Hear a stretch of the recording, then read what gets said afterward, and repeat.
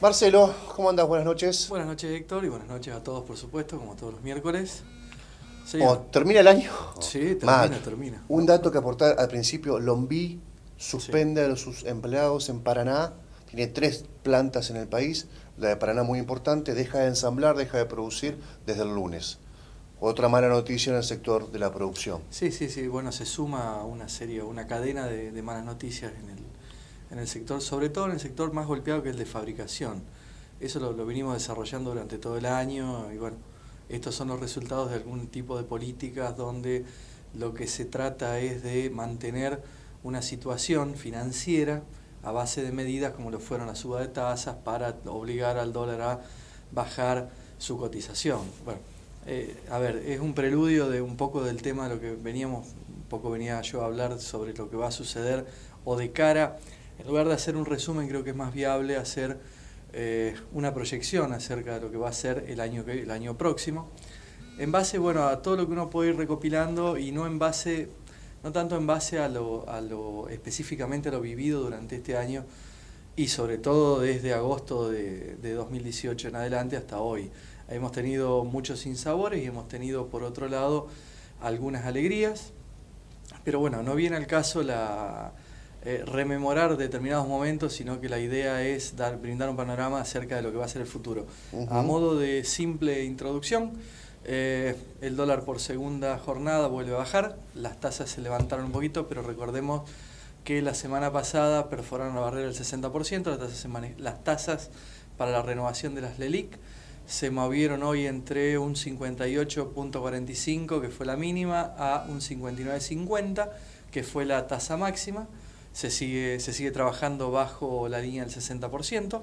Recordemos que el Estado había prometido mantener una estabilidad en las tasas de este tipo de letras que son de inversión, sobre todo de entidades bancarias y entidades financieras, para así secar de alguna manera y este tema creo que ya lo hemos desarrollado, que lo que se hablaba era secar la plaza de pesos Ujú. para no levantar el valor del dólar y que el dólar fluctúe hacia abajo, sobre todo hacia la línea la línea base de flotación.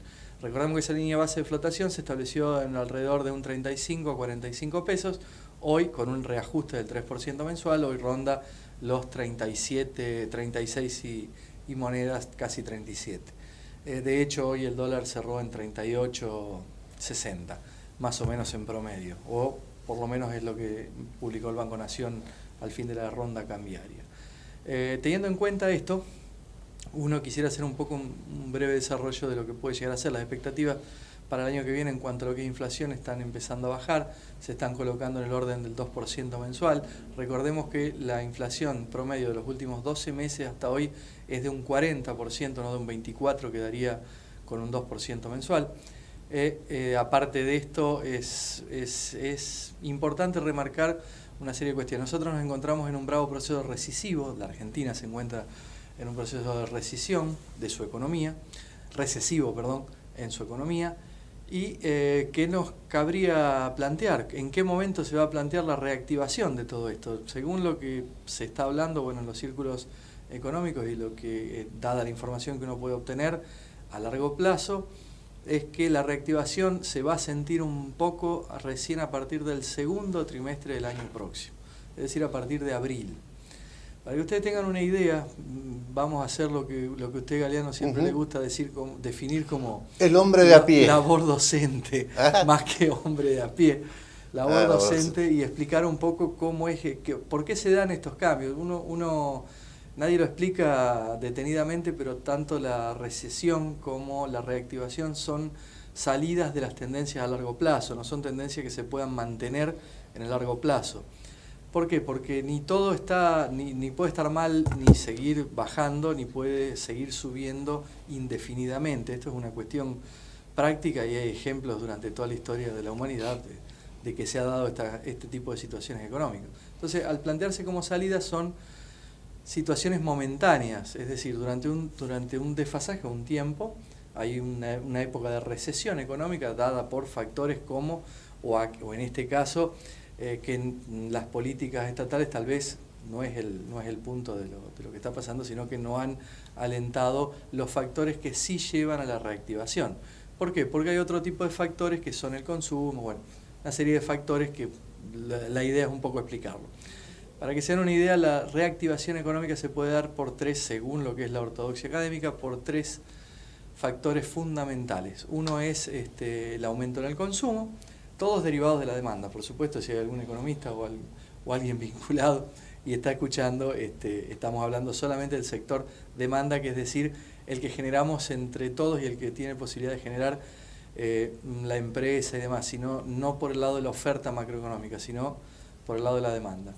El aumento del consumo, el otro punto es la famosa lluvia de inversiones, y la tercera opción sería el shock de exportación. Un shock de exportación, es decir, tratar de llevar los niveles de exportación a un número que haga que nuestra balanza de pagos, la balanza de pagos a nivel estatal está conformada por varios factores. Vamos a analizar únicamente exportación e importación. La importación es cuando nosotros compramos desde afuera y salen divisas nuestras, y la exportación es cuando vendemos al exterior y entran divisas del exterior, del extranjero, a nuestro país. Para analizar los tres puntos y siendo muy optimista, digamos que si lo que el Estado planteaba para que el dólar no se dispare es secar la plaza de pesos, por más que haya un aumento salarial y un aumento tanto del trabajador en relación de dependencia como del trabajador pasivo, que es aquel que cobra una jubilación o un subsidio, una pensión, perdón, no un subsidio, sino eso es transferencia, sino una pensión. Por más que haya un aumento, el aumento en el consumo, si la medida es que el dólar no se dispare, va a ser relativamente magro. Si la idea o lo que se perseguía y se persigue es secar la plaza de dólares, no es una medida del todo viable, salvo que se cree todo un aparato de medidas que mejoren la inversión práctica en empresas y no ocurra un fenómeno como el que vos estabas nombrando, Héctor, recién, de la planta ensambladora del Lombi en Paraná. Si cierra, obviamente se pierden puestos de trabajo y eso no va a alentar nunca a que la economía se recupere. Por el lado de la lluvia de inversiones tenemos criterios dispares.